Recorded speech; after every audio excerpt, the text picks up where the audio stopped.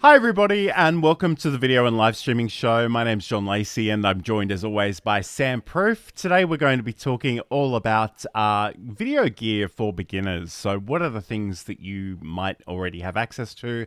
What are some things you might want to invest in as well? So stay with us for that. But a big hello to everybody that's out there watching. We are going out live to all the various places this week. So, please let us know if you are watching live, where you're watching from, and maybe even, if I remember to click on this button, tell us whether you're watching live or if you're watching the replay with those hashtags that are on the screen at the moment. So, Sam, how's your week been? How are things going? I know you've had a lot on this week.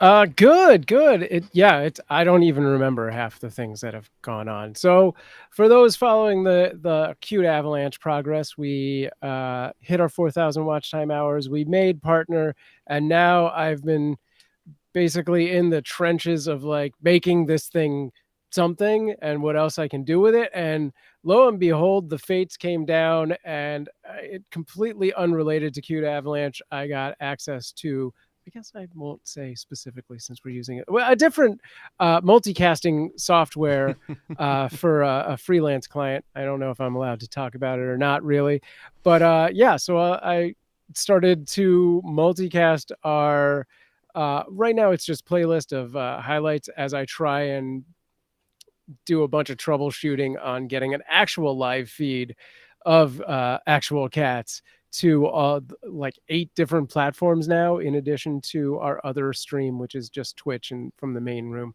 So it's been an interesting week of like a lot of stuff. I'm not even sure if that's what you were Not going specifically for. actually, because there's and again, I wish I had a photo of this ready to go, but I understand that Cute Avalanche, with some help from various people, has developed a 3D printed cat toy that Oh yeah, responds to Twitch that's the commands. thing. I should have given you the video for that. But yes, so for years now, I've been like, one of these days we're gonna make a thing that just shoots toys or moves a laser around, so you at home can play with the cats from wherever the heck you are.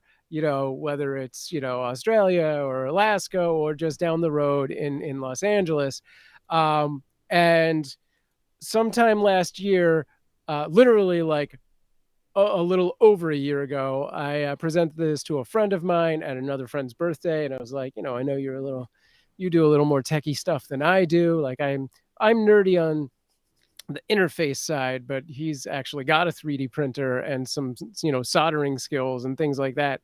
And so we've been going through prototypes for months and months and months and months, and had a few times where we're like, we're gonna do it, this is it, we're putting it in, and it didn't work.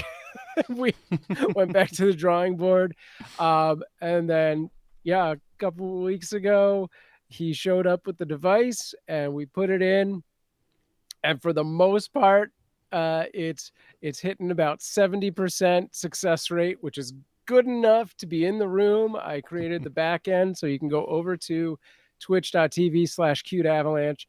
You head over to the chat, see the little diamond, hit that, find the 100 bits, and drop that in there, and it will automatically launch a ball from the cat toy launcher. There's an awesome nerdy conditional like camera sequence, because we do have 8 cameras in that room, so it'll like pan over all cinematic to the device, it'll start to spin up, it'll pan out a little bit, and then it'll go to one of the wider cameras to get the cat's reaction to this ball that launches through the air. It's been pretty popular. I'm pretty happy about it. I spent a whole hell of a lot of time this past week cutting together a sort of teaser video that we dropped yesterday on our YouTube channel. I also did this as a video premiere, which, looking back on it, it was a 1-minute video basically, so maybe not the ideal media to use for a YouTube premiere. I have a feeling it would probably work better with something where you're actually in there longer and can have almost this kind of interaction, even though it's just chat. But it was an interesting experience. I hadn't done one of those before, so it was cool to see how that worked. The video got a decent response, which for VODs over on that channel, anything over two dozen is a decent response. Mm-hmm. Hopefully in time it will catch fire and do a little more. My next big goal is to sort of take that video and repurpose it to make some shorter videos and like literally like YouTube shorts, like vertical videos and stuff. So hopefully we can draw more attention to that, because I spent 19 hours editing that thing and I'm not sure 32 views justifies that commitment. And it's interesting. I think it probably would be better served in that short form vertical format, because I think so. it's very not subtle, shall we say. Like, it is very in your face. There are explosions. You're screaming into a microphone that's not even plugged in. We need to have a talk about that later. But anyway, there's a lot going on, and it is very entertaining. But I think, to be honest, I haven't done a lot of research, but the idea that you have this interactive cat toy via Twitch chat, like, it just seems so unique. Like, that's got to capture the imagination of people, I'm sure.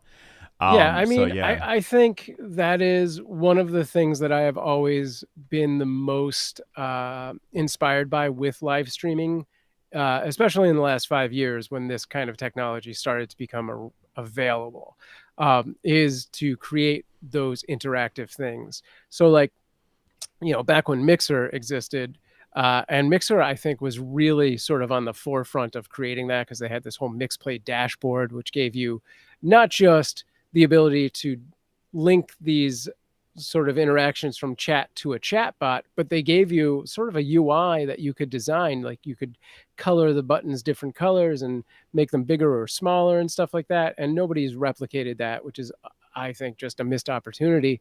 But I've done several things like this where, you could, and a lot of streamers do this sort of thing where there's a chat command and then like a cute GIF shows up on screen, or a funny, like, clip from a film as a GIF shows up, things like that. And there's more and more extensions and plugins out there that let you do things like throw a tomato at the video, the streamer, and things like that. But, I was working at Mob Crush. We did board games where we would be playing, like 3 of us, and then the chat as a whole would play a 4th character. Or I did a 24/7 8-bit digital Christmas scene, which ran for the entirety of December. There was like an 8-bit digital like fireplace with stockings and tree lights and things like that, and depending on the time of day, the light would change and people could come in and hit some of those mixer buttons that would like roast a hot dog on the fireplace or burn evidence, things like that. It was very Christmassy, burning the evidence. But yeah, I think that's what has always been sort of my forte of live streaming, is finding those sort of interactions that are cutting edge, if you will. Yeah. Mm-hmm. Yeah, no, that's great. And it's interesting because not that you asked, but like it's been a really long week for me, and I must admit I'm trying to do all the things, but I really probably just need to catch up on some sleep. But we do want to actually make some changes to this show, and I do have the podcast going. I don't know what's happening with LinkedIn. I get the feeling that because it's fairly American centric, and you guys are in the summer season, people just aren't there at the moment. It's you sort of see the tumbleweed going past, but I think that's across all platforms. I've noticed a dip everywhere. Yeah. Mm-hmm. Yep. So anyway, we're Sam sort of alluded to one of the changes that we're probably going to be making, but we're going to have some other things too. So I guess, as always, if you do have some ideas for the show, we'd love to hear them. So let us know in the chat, whether you're watching live or watching this later on. That would be awesome. So this is the video and live streaming show. In just a moment, we're going to start talking about video gear for beginners. So stay tuned. Constantly training our cats every interaction that we have with them. Mm-hmm. So when Johan would get on my counter before, this is 10 years ago, before I was the cat expert that I am now, Johan would jump on the counter. What was the first thing I did? I'd say his name, Johan. he loves that. That's a reward for him. He said, you just said my name. I would go over to him and I talk to him and be like, you can't be on the count. Johan loves when I talk to him. Ding, that's another reward for Johan. I'd pick him up and put him on the ground, but I didn't want him to think I was mad at him. So when I'd pick him up very nicely and kiss him on the head and say, I love you, but you can't be here. I'd put him on the ground. I had just done 3 things that rewarded him for being on the counter. So I was encouraging him to continue doing that. And of course, you can check that out and much more over at cuteavalanche.com. But today we're talking all about video gear for beginners. And hi to CG who's joining us in the chat. Thanks for being here. I guess before we start talking about gear, and there is this phenomenon that we see called gear acquisition syndrome. And a lot of people are gear enthusiasts, and that's wonderful if you can afford it. But, we don't want you to go into debt and buy all of the gadgets if you can't. And I guess really for today's conversation, I really want to focus on, just the bare minimum to actually get you started and create a bit of a proof of concept for a show, for a video. It just depends on what kind of content you're trying to achieve. But I guess, Sam, what are some of the things that maybe new creators might already have access to that they're just not thinking about as a tool for video or live streaming? Yeah, I mean, I think almost everybody has a phone, and that's it. There's right there. This is, hey, I got a notification. This is, number one, your go-to. It's got the audio, it's got the video all built into it. Oh God, I've hit the mic twice now. It's like 6 months ago. But yeah, that's the basics right there. Or if you've got a laptop, almost all of those have a built-in webcam and a mic, and that's it. That's all you absolutely need to get started. It's not amazing. It's not production quality necessarily. I mean, some of those phones are fantastic. Some of the newer, releases, Apple and Samsung and stuff like that, are pretty damn good. It's more on the mic side where you're like gonna want a little boost, but that'll get you started. Yeah, absolutely. So I guess it is worthwhile thinking about the things that you might already have access to, whether that is an inbuilt web camera in a laptop, for example. Again, not the greatest quality, but again, for just starting out, I think really what we want to emphasize here is that it's really important that you think about your workflow and you sort of develop a proof of concept before you spend all that money. Because there's nothing worse than sort of going out and, investing in a $10,000 home studio and then discovering you actually hate doing video and live streaming. Not that you probably would. I'm sure you'd enjoy it eventually. But, it is worthwhile to, not get too carried away in that regard. So really, the things that you might want to do, especially in terms of a live stream, is you need that video, you need that audio. I say you need those things sometimes, and especially as someone who sort of stands on the edge of, the audio podcasting and the video side of things. You don't necessarily need to have both. Like you can pick and choose, and we certainly see the phenomenon of sort of the virtual YouTuber where they don't appear on camera. That's true. There are all kinds of ways that you can do different things. So just, but I guess really we wanted the ability to capture you and have the ability in a live stream context to communicate with your audience. Those are sort of the most important things. I guess in terms of video, whether if you do have that camera, and I guess like Sam, obviously if we're just recording to our phone, that's great for videos, that's great for YouTube shorts and all those sorts of things. Can you talk to us about how we can potentially maybe use a phone in a live streaming setting? Sure. I mean, there's a good amount of platforms that now have apps that will just let you stream through them. Instagram, TikTok, obviously you're doing vertical. YouTube does have a built-in ability to stream directly to its app from your phone. But if you're trying to do a platform that doesn't, gosh, I don't have a great answer for this, but if you do have access to a computer, then the next big upgrade, instead of just buying a whole other camera, is you can buy a converter from your phone to HDMI and put that into your computer, or however it's going to do it. Actually, it would be like USB-C, my bad. So, and then you can just pull it into a free software like OBS and use that to stream. You could also do that through a capture card. So you have something like the Elgato Camlink or the HD60. This is the HD60S that if you're watching live, you can see. And those run around $100 and some. So at that point, it actually might be cheaper to go and get a webcam, if that's a necessity for you. If there's other reasons to bring your phone into your computer, like you're doing mobile games, then that's the only real option. Absolutely. And just a quick hello to Claire, who is lurking as she's inclined to do. So I guess, there are different pieces of software that you can sort of use to capture things from your phone. But I guess getting back to the other part of what Sam was alluding to, and I feel like we're going to... We've actually... Uncharacteristically, we have a lot of props this week, so I'm going to show things to the camera. I hope they also make sense when you listen to the audio version of this show. But essentially, this is I think this is a Logitech C922. I want to say, or 920. It's just a 920, yeah. Okay. So yeah, this is just a basic web camera. You connect it to your computer with USB.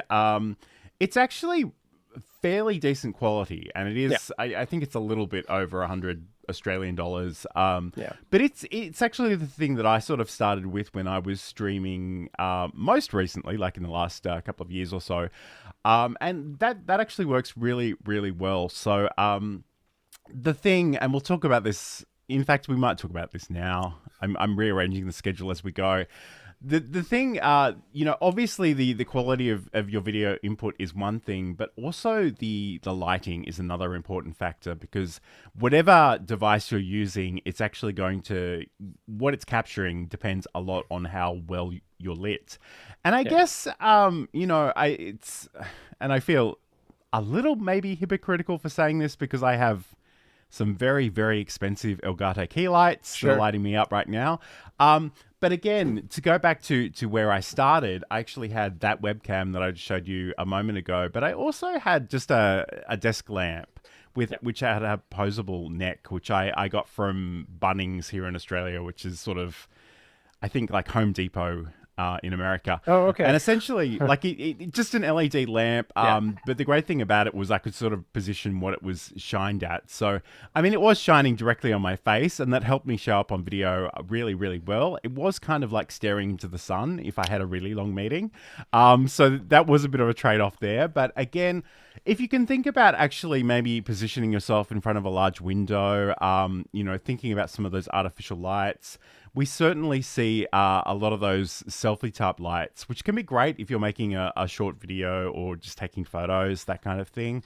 So it's really worthwhile thinking about how you can actually sort of increase the light that's shining on you, so you show up a little bit better in the scene itself. So, do you have any other thoughts on video or lighting? I think we'll probably come back to video a little bit more, because I want to talk about some things that maybe you want to look at after the beginning stage. But again, we're starting from the pure baseline today. I mean, I'm working with some more old school style production lights. So these are actually lights on stands with soft boxes around them. They take up a lot more space than John's key lights. But they do a fairly good job. They are diffused, though you can see there's a little more hot spot happening on me than John has. So he has a nicer sort of distribution, I think, of light. But you can get this set, and I think it's like 3 or 4 stands. I'm only using 2. And it was like an Amazon Basics for about $100. And you can often find these on a lot of your... like Nextdoor, or I'm a neighbor who decided to do something and I'm not doing anymore, and it's a lot cheaper at that point. So yeah, these are pretty cheap, really. And a quick shout out to the people over on Livespace. Gosh, I'm gonna bungle this one, but my thanks maybe, who is our first French creator probably over in that area. And Cherry G, hello and thanks for joining us. Sorry, I can't share my live space chat on screen right now. You had a tech issue. Okay, no worries. Yeah, so I guess that's the thing. And like, I just want to, I guess, harking back to a point from earlier, like, especially when you're starting, like, one of the things I always encourage people is to be a little bit creative and think outside the box. And I have this notion of sort of starting scrappy, and I want to talk to you about some of these things. And these are all basically audio related, and we'll talk about audio in a second. But you know, I just want to. It's you know, if you don't have a lot of money, but you do have the desire to create some things that are interesting, I just want to point out. You can use books as a tripod for a camera or a microphone. This is something that I used in my day job like a million years ago. This second image is actually the NT1A Rode microphone, which is a beautiful microphone.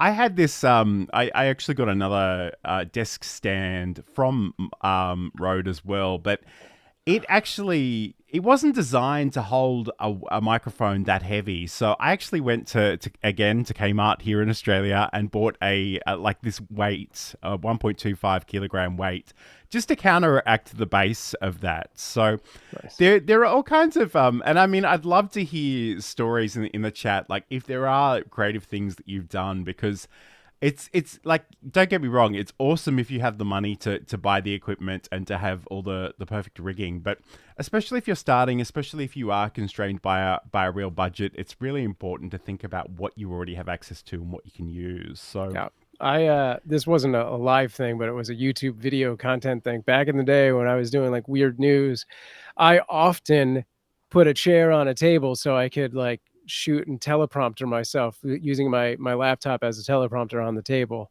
That was dangerous at best. My over on live says school books better for beginning in streaming adventures. better than actually reading for school. Yes. Nice. Agreed.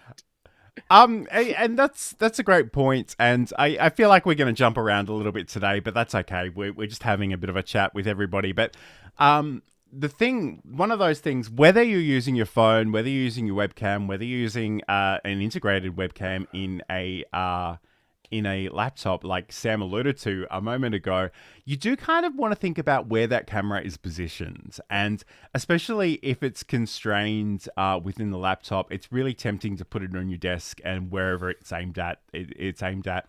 Again, I don't know if I would, depending on how expensive your laptop is, I'd be a little careful about stacking it up on all of the books and having it at a weird angle. But certainly, when it comes to your phone and your camera, there are a whole bunch of mini tripods, and these are actually things that that I have a lot of these. I don't use them all the time, but when I do need to use them, they're really handy. This one's kind of a bit of a pistol shape, and I've got a whole. Yeah, I was like, that one's just a gun. Actually, don't use guns as your tripods. So basically, like, and in fact, I think I've got to reposition this down here. Like, depending on how I want it, but essentially, like, you know, you set it up, you can have it on the desk. This one I think is actually broken, so I don't use this anymore. But yeah, it's kind of more of the those gorilla that are pod. broken. Yeah, they don't. So I have a different bendy one that I like a lot better. Oh God, so it's a little bigger, a little chunkier. These also have like a head that removes the whole device. So like that comes out and slides in more like a real tripod. I don't think the one you have, it just screws on, right? And these are pretty good. I got a bunch of those early on and they're just everywhere. I wish I had thought to bring out my other tripod. I got a great little tripod for my birthday. It was about as big as the garden hose, I'm going to say, one that you have. But I recently found out, because it's designed for your cell phone, that it unscrews and the bottom screws into a traditional tripod mount. And I was like, that's friggin' fantastic, because now I can have that, you know, at a normal standing height if I need it. Nice. But that is, again, for a cell phone and not just a normal camera. But there is there's a wide variety of accessories that you can get for relatively cheap on Amazon that'll convert X to Z and whatnot. So you can basically make all of your tripods other things. And I guess the brilliant thing about these mini tripods, and it's funny, I say I have a whole bunch of them because, you know, it's amazing how often you'll need a slightly different height. And Yes. sometimes, you know, adding a few books or boxes or things underneath can help, but sometimes it's just still not great. But the brilliant thing about these is that they are very, very cheap. A lot of them will actually come with an additional accessory to hold your phone. Yeah. And they're kind of extendable, so it doesn't really matter too much what kind of phone you have. I guess, like, especially the only thing I would say, and again, it's becoming a bit of a thread throughout today's show. If you do have expensive equipment, look after it and don't take too many risks, because I mean, I've seen people do things with DLSRs and things like this bendy tripod, and they're connected to a fence or something, and I'm like, oh, just if that goes wrong, that's like $5,000 worth of wrong. So just be careful. This is actually, I found that I had the thing I want. So this is one of my favorite things, which is a quick, so that's a tripod screw at the top, and this just goes into a hot shoe. So wherever you would mount your flash on your camera, and then you can do like, you know, an additional thing here to put like a phone mount on it, or you could put a light into it and stuff like that. So you're just extending what goes on there. And there's a bunch of frames that work with those as well. So you can make a pretty, you know, cool little setup for relatively cheap. Our friend from France asks, do you think smartphone was the best gear for launch, the first stream, or just share content and create? You know, I think smartphones are something that just about everyone has, and it's got all the things you need. So, like, that's a good, quick way to get started with streaming. And then upgrade. Yeah, I mean, it probably is a good starting point. It's funny. This is one of those topics where I think a lot of people fall into one of two camps. They're either totally a mobile creator, they're a phone creator, or they're a desktop creator. And I must admit, I am 100% a desktop creator. And there have been times where, like, I want to maybe stream to Instagram, and I do it on my phone. And I look, admittedly, I have a Motorola Android phone. It's not necessarily top of the line, but I was so disappointed in the quality of the audio and the video that I kind of took down the stream the minute it finished. Yeah. And I guess, and we'll talk about audio next. But again, I think if you really are at the very beginning of your journey, like, it almost doesn't matter how you get started. The important thing is that you do start. You start building towards something that is going to work for you as a process, and that you can refine not just those technology skills, but also those presentation skills. Yeah, and go on. No, it's fine. You go. I was going to say, and really the next step up from using a mobile phone, and assuming that you're actually streaming to something like John was talking about, where it's TikTok or Instagram or something where you're actually doing a vertical stream. This is our favorite software, is OBS. And you can see over here, I have the vertical plugin put in there. So you can just do that with like a high quality production camera and bring in your mic from, you know, your mixer or whatever, and get a much better stream with that sort of setup. And interestingly, the Atom vertical plugin, which is what Sam was showing in OBS Studio, a recent version of it came out with its own vertical virtual camera. And I was I don't know why anyone would use this. And I kind of asked the question of Atom, and they were like, the only way to really stream to TikTok on a computer is to use TikTok's software. And if you wanted to operate your stream out of OBS, you have to sort of do that in OBS and then use that virtual camera in TikTok software to do that. So it is like there's a few different things to unpack there, and it's probably not the place I would recommend a beginner start necessarily, but it's good to know that there are those options that you can grow into.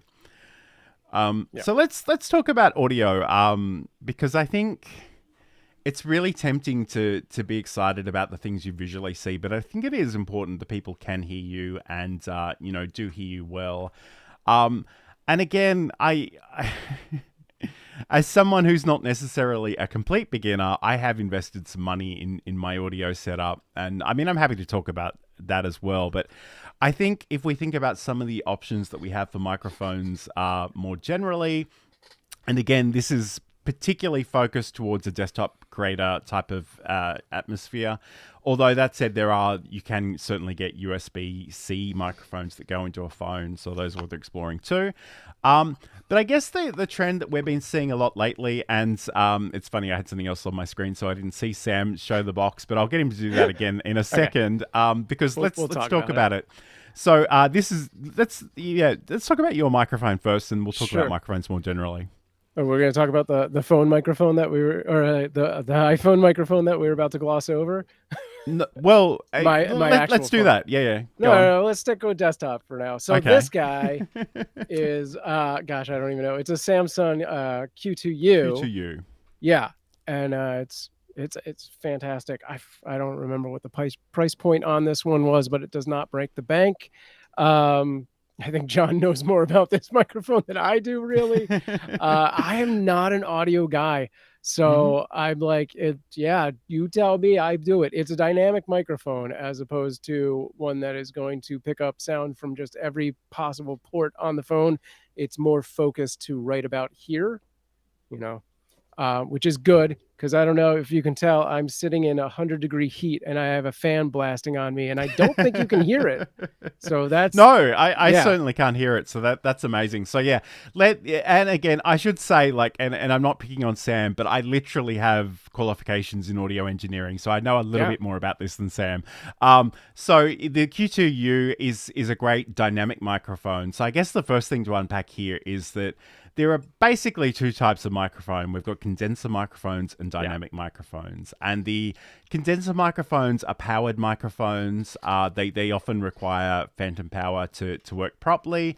They will capture more of the higher frequencies, which in some regards can be great. And especially if you're capturing music or you're capturing singing, that's really, really important. But the downside potentially for that is that it's capturing more of the room sound. So again, as Sam mentioned, if there is a fan in the background, if you're in a particularly like a tiled environment or wooden floors, there's a lot of potential for audio to bounce around the room and cause problems in that regard too.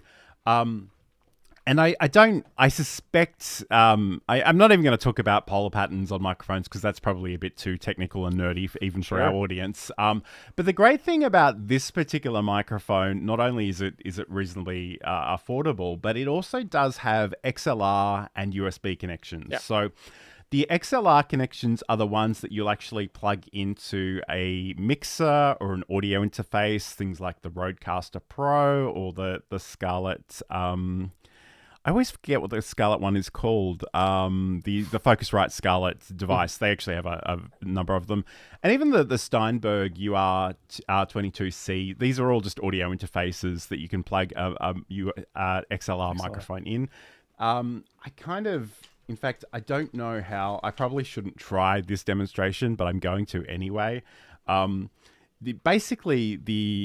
we go. So you've got 3 pins in the bottom of these microphones, and they connect into a similar cable that connects to an audio interface. But the other option that we have in this microphone, and we have in a lot of other microphones too, and I'll talk about those in a second, is that we've got the USB connection. So USB can connect to your computer. It can connect to some phones. So, depending on the kind of microphone you've got, you may even be able to connect it up to your phone. Probably need to do a bit of research before investing on that one. But the great thing about that is you can go straight from the microphone to your computer. You don't need to spend another $800 on an interface. You don't need to worry necessarily about all the settings on the board. It really simplifies it, and I think the other benefit of that is that if you're needing to move your setup around, if you've got a laptop and a web camera and a microphone, and you're broadcasting on the road or going around the world or whatever, there's a lot fewer things that you need to bring with you, and I think that in itself is kind of amazing. But also, you can just plug and play that into basically any modern computer, and you're good to go. So I think that's really that's a bit of a trend we're seeing, and I just want to mention some other microphones. These other ones, I feel compelled to mention, are more expensive than the Samsung, but they do similar things. So the Shure MV7, the Rode PodMic USB, and the Rode NT1 5th generation. That last microphone is a condenser microphone though, so it is worth thinking about how you treat your space. Yeah.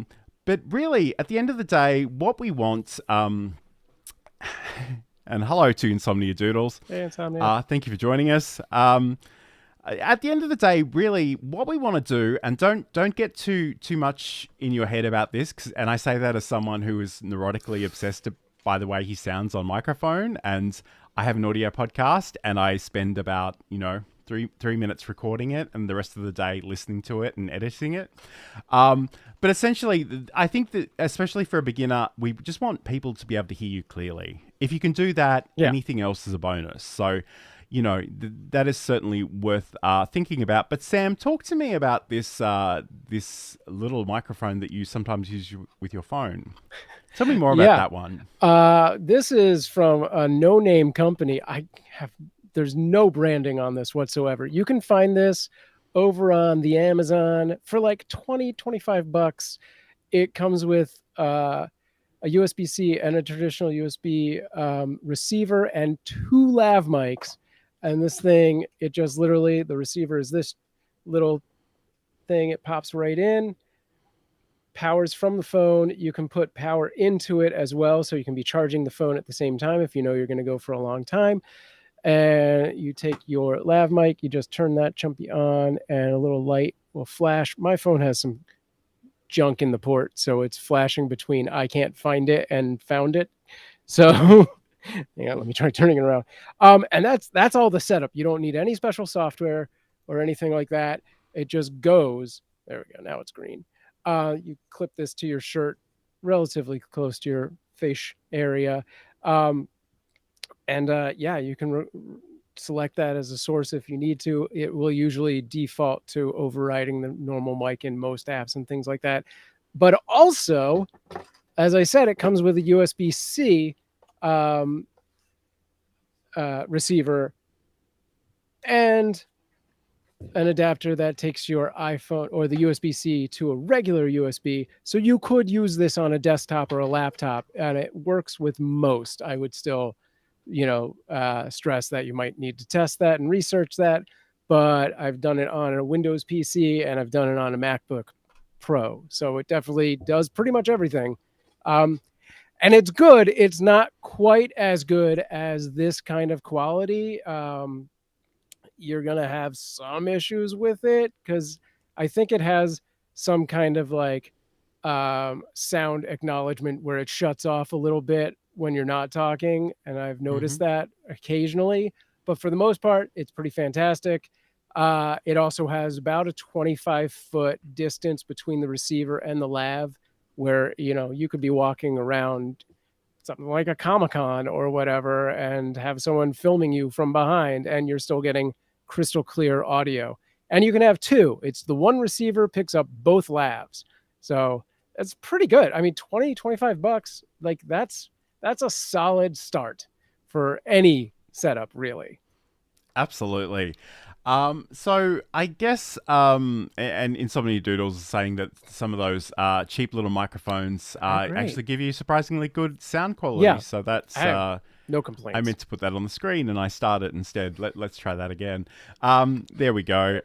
So it's and especially like if it is only a $15-20 investment, like if you can afford it, like why not give that a go? I reckon. I do as sort of a freelance business UGC content. I'll just drop that.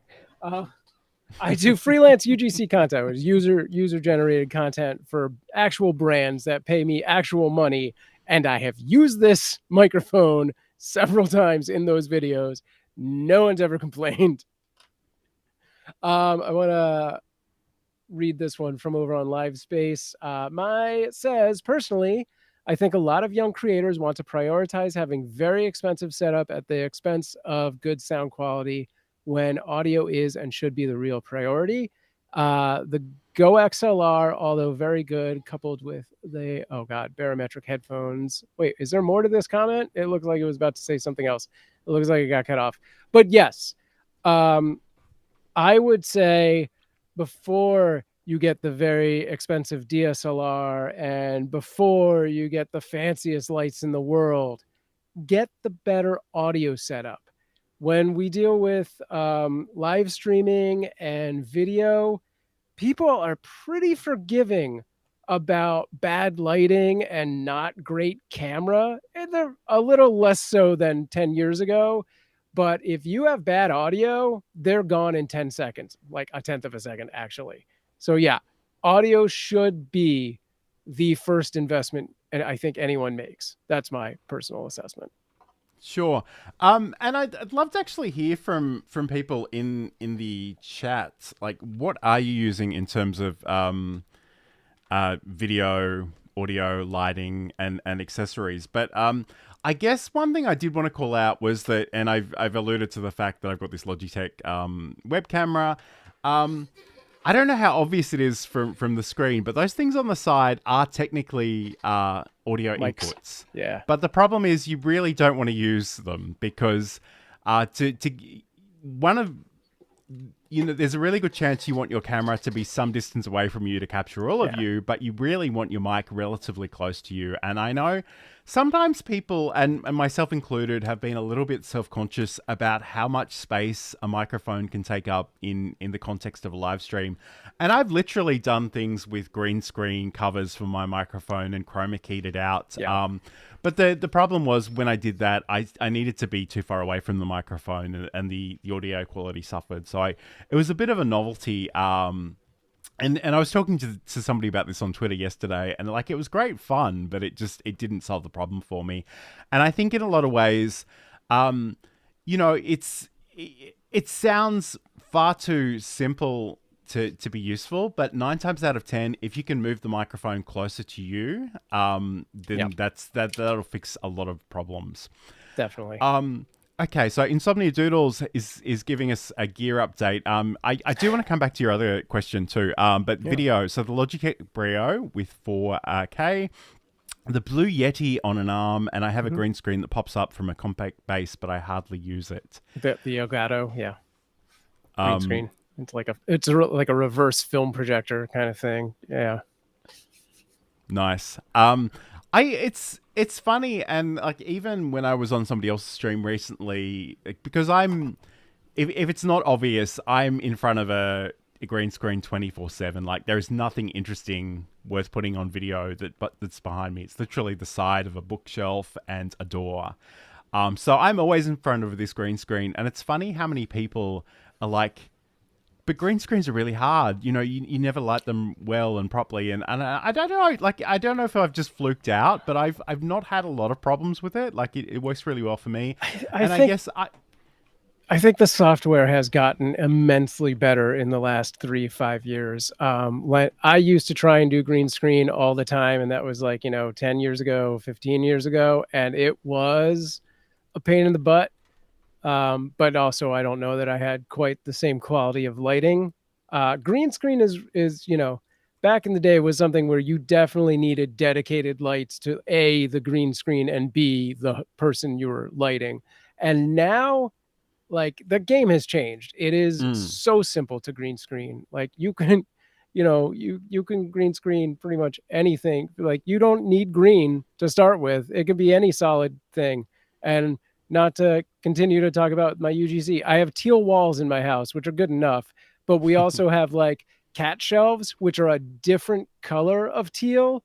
Like one's dark, one's it's almost like what John has for his background, and then the other is sort of my coffee cup, if you know it. And I will use that as my green screen for like these freelance videos I do and pop myself out. Everything that was in that cute Avalanche video where I'm really in your face doing the monster truck rally ball launcher was shot on that. Mm-hmm. Yeah. And it's, again, like, I don't know, and I think you're probably right. I think the software has improved a lot. And I think a lot of people, like, especially if you have a day job where you're in Zoom or Microsoft Teams, a lot of that software has its own version of a virtual background, but it does such a crappy job that I think it's just ruined the reputation of green screens everywhere. But I've literally done stuff with green cardboard in the past, and it's worked pretty well. And I guess like for me, like I can just press a button and like I'm suddenly in the middle of my software demonstration. And shameless plug here for my podcast, and this is Build a Presentation Muscle. I'll put a promo for that in a second. But essentially, like, I love the ability to put myself in the action, and I couldn't do that as well if I didn't have this set up. So I want to keep going with thank you, Insomnia Doodles, for sharing so much, because I want to unpack some of this because I think it's amazing. And again, I don't know if our friend on the live space can offer some more insight, because that sounded really interesting too. But Insomnia Doodles writes, I have a dual monitor set up currently, but I prefer 3 monitors for a very smooth streaming experience, especially when gaming. I won't put this next one up just because it's super long, but it is indeed a pain to set up the green screen, and I don't like having a picture-in-picture camera style, which is why I started using a VTuber avatar recently. You get the green screen effect of a transparent background behind the VTuber, but without the bonus. And as an added bonus, I don't have to worry about my appearance. And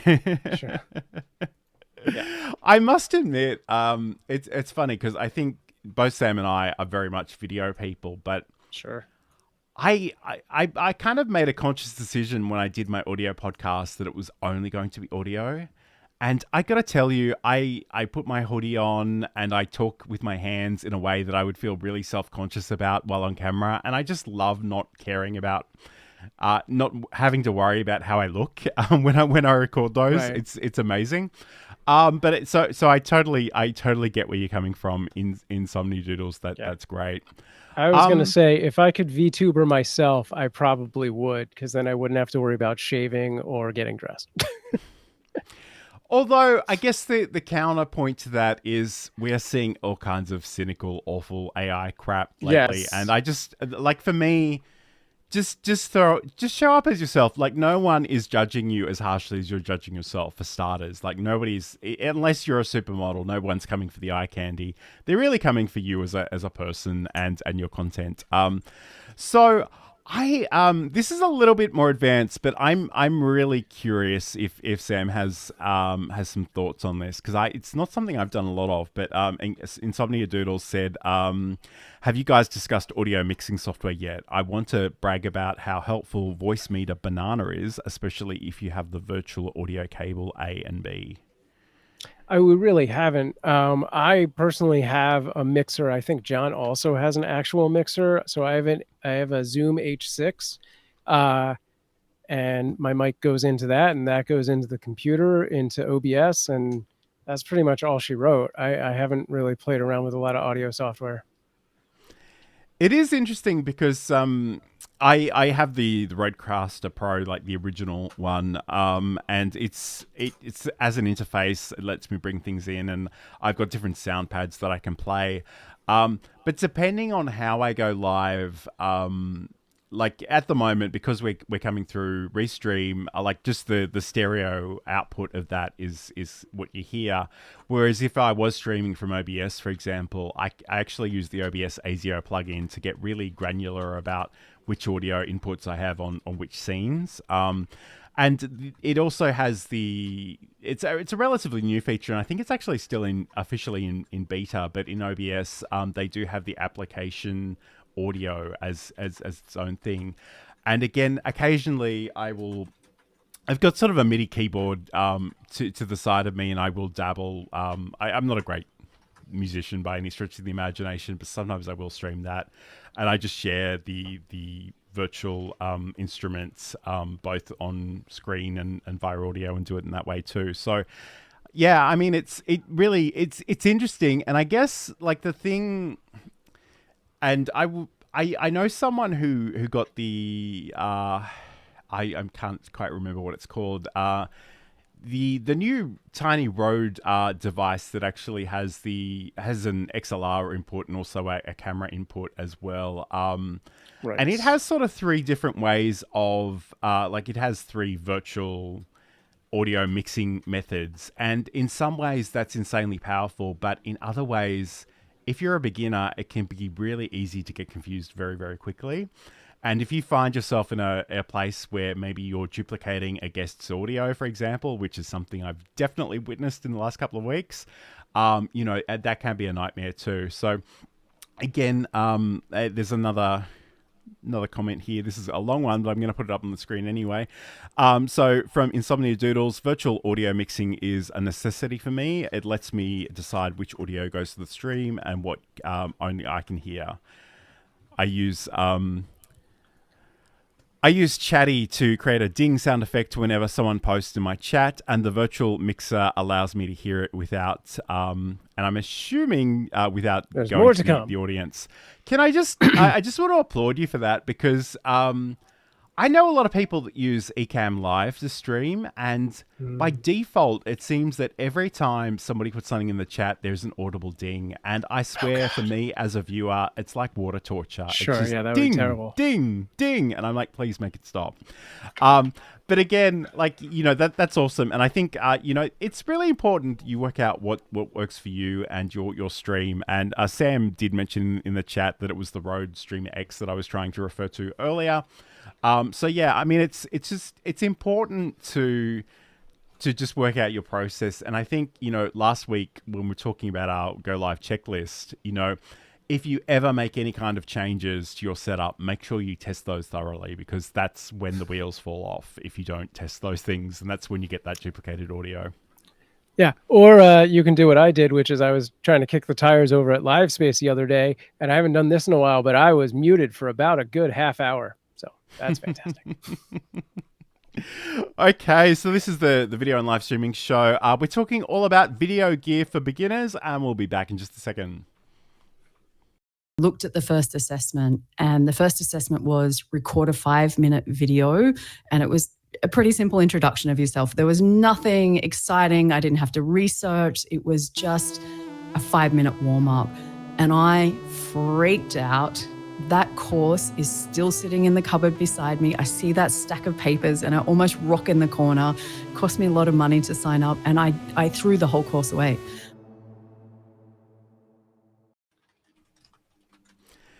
And that's a bit of a promo for my audio podcast, Build a Presentation Muscles. So all about, really learning how to communicate and express yourself.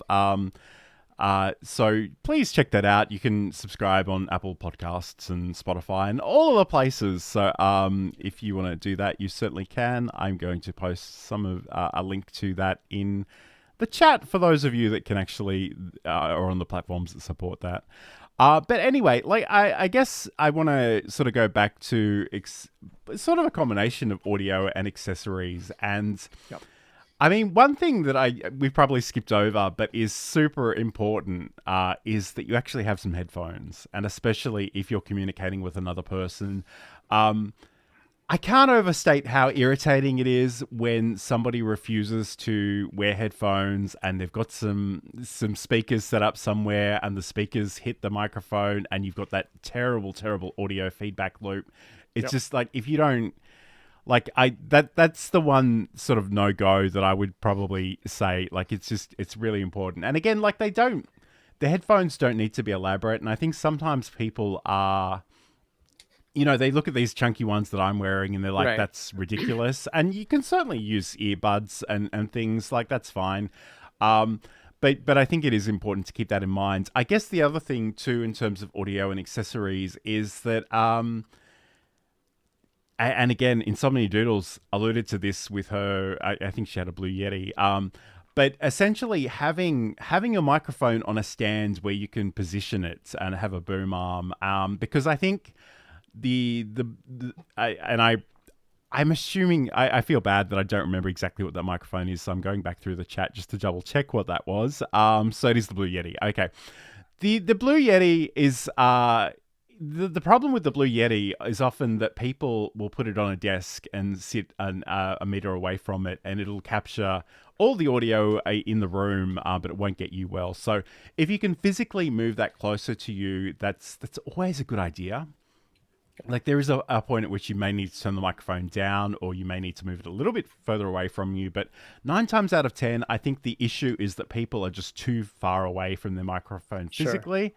So you want to do that as well. I know Sam and I do have different boom arm mics, and Sam, as much as I like you, Sam, you have a really annoying habit of accidentally whacking that that boom arm. I do. I have not found a good position for it, or I just need a different, boom that comes from that's higher and comes down. But yeah, it's a relatively cheapy one. Actually, I wonder if this came with. I think this one came with the condenser mic that I have, but yeah.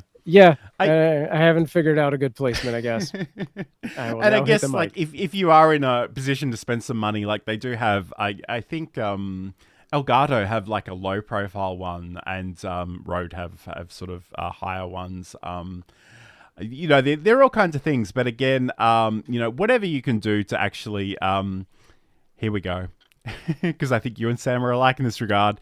Insomnia Noodles is writing, I have a bad habit of slapping my desk in response to excitement. And it's so it's I definitely actually, a thing.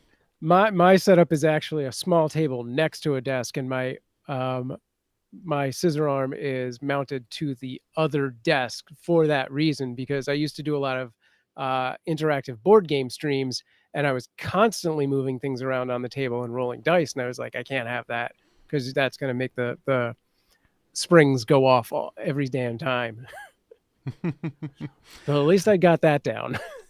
Yes, and I'm not going to move this microphone right now, but the other great thing about actually having a boom arm is that if I'm not live, if I'm not recording, I can just physically move this microphone out of my face. So it's amazing how useful it is to actually have things that are maybe mounted to your desk rather than taking up physical space on your desk too. So yeah, and I want to point out that I've seen occasionally like a goose arm or a gooseneck mount on like Instagram ads and stuff, and they're usually a little cheaper. Those suck. They're terrible. Like, this thing will just bounce for 10 minutes. It is don't especially for a camera, don't get it, but for audio I still wouldn't bother with that. I just don't, there's no point. And then eventually they break, because you're just bending the same metal over and over again until it's done. This will last a lot longer. Absolutely. Okay, cool. So I'm just wondering, is there anything else that we wanted to cover before we wrap up today? So again, I guess, depending on where you are in your journey, it is really important to not get too carried away too soon. Think about the things that you already own. Think about how you can use your phone, or if you've got any microphones lying around, that kind of thing. And especially for my money, these mini tripods are just like the coolest thing, and you can get the accessories for the phones and your camera or your webcam, whatever you want to use. But think about where you physically position that, because as someone who spends a lot of time on video calls and meetings, there's nothing worse than when you talk to somebody who's got a webcam aimed up their nose or looking down at them. It's just really, really weird, and it's not a good look. Yeah, I have always had my camera above my eye line looking down at me. I think that's the best optimal thing. I think that's what we're taught at. I went to actual film school, well, photography school technically. So yeah, that's the one takeaway I brought with me. We mentioned this briefly, and we were talking mostly about hardware, but software-wise, get OBS. It is free. It might be a little intimidating, but come back and we'll tell you how to use that, or find our archives on how to use that. That is going to be your best friend going forward in streaming, is that software. Absolutely. All right. So Sam, where can people find out more about you and what's your content and all that good stuff? Yeah, you can find all my links at samproof.tv. I'm pretty much Sam Proof on everything except TikTok, where I am official Sam Proof. But for the most part, you'll find me over at Cute Avalanche. So go to cuteavalanche.com and find those links. Nice.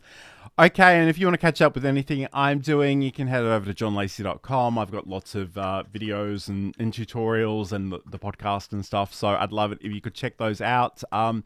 Incidentally, and I feel like I don't mention this enough, but I do have a YouTube channel and I don't mention it enough, so I'm going to mention it right now.